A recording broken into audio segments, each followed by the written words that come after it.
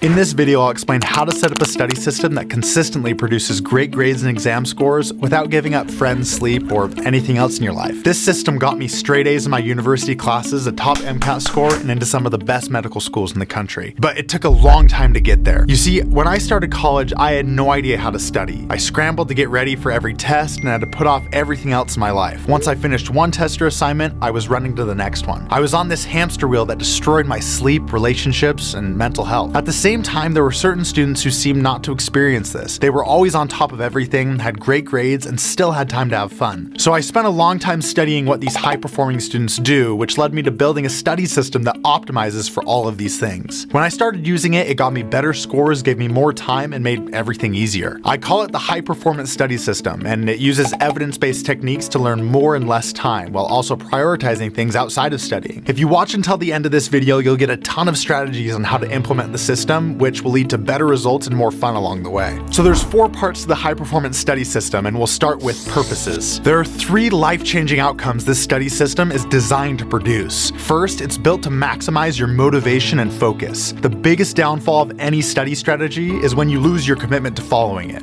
Your system has to be built in the way that your motivation and focus are at peak levels, with straightforward ways to increase them when they take a dip in the short term. Second, it's built to maintain your mental and physical health. If you're not feeling 100% mentally and physically, it's hard to perform at 100% when you're studying, taking a test, or doing anything else. The high-performance study system incorporates this and optimizes for maintaining aspects of your life outside of studying. Third, it's built to produce A-level results. If you fully implement the high-performance study system, over time you will learn more, you'll spend less time doing it, you'll be happier too. Now, you might be wondering, okay, those are all great things, but how do I actually take advantage of this system? This brings us to part 2, which contains the principles or rules of the high-performance study system that you have to be willing to commit to. I highly recommend paying attention to these because they're the foundation of what allows the system to work. Principle 1 is to commit to learning how to enter into a flow state or deep work. You may have had the experience that you've been so focused that you completely lose track of time. You feel like you could keep doing what you're doing for hours without being distracted by anything else. This was originally described by psychologists in the 70s who theorized that a flow state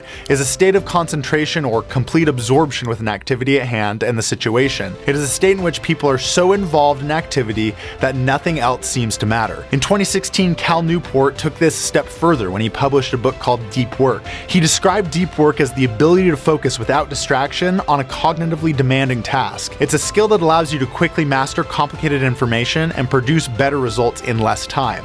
As one online writer put it, deep work is the ability to reach a state of mind in which you can work on a task without any distraction, while flow is the cognitive ability to maintain that state. So when you're in this state of flow, you're focused, you lose track of time, you feel productive, happy, and motivated. Now imagine if you could enter this state of mind on demand at any time you sat down to work or study. You really would be unstoppable. Part 4 of the high-performance study system gives specific tactics on how to enter a state of deep work and maintain a flow state. So principle number 2 is to commit to developing routines and habits. In The Power of Habit, Charles Duhigg explains that 40% of what we do happens on autopilot. We conserve energy by recognizing patterns and doing the same thing over and over again. He says that the golden rule of building habits is creating a routine that accomplishes the desired outcome, then reinforcing that routine as much as possible. When you commit to doing this, long-term motivation and focus are less of an issue because you get to that point of deep work and it feels automatic. James Clear is another habit development expert who says habits are the compound interest of self-improvement. We can exponentially become better if we commit to developing routines and subsequent habits that point us in the direction we want to go. In his New York Times bestseller Atomic Habits, he gives his 4-step pattern for easily developing these habits, which I'll discuss in part 4 of the study system. Principle number 3 is to commit to prioritizing high-density fun. This is a concept that Thomas Frank discusses in his book How to Earn Awesome Grades, where he divides things we do into 2 categories: high-density fun and low-density fun. Density is the amount of enjoyment or fun we have in a given interval of time. For example, if you like video games, a high-density fun activity might be playing online with friends, while something like scrolling through Instagram might be low-density fun. For the purposes of the high-performance study system, fun is really anything you choose to do that isn't studying or working on the things you need to get done. So when you prioritize high-density fun and replace low-density fun with highly productive studying, you can accomplish more and have more fun. I'll go over specific strategies to do this in part 4 of the study system. Principle number number 4 is to commit to defining goals and maintaining a growth mindset.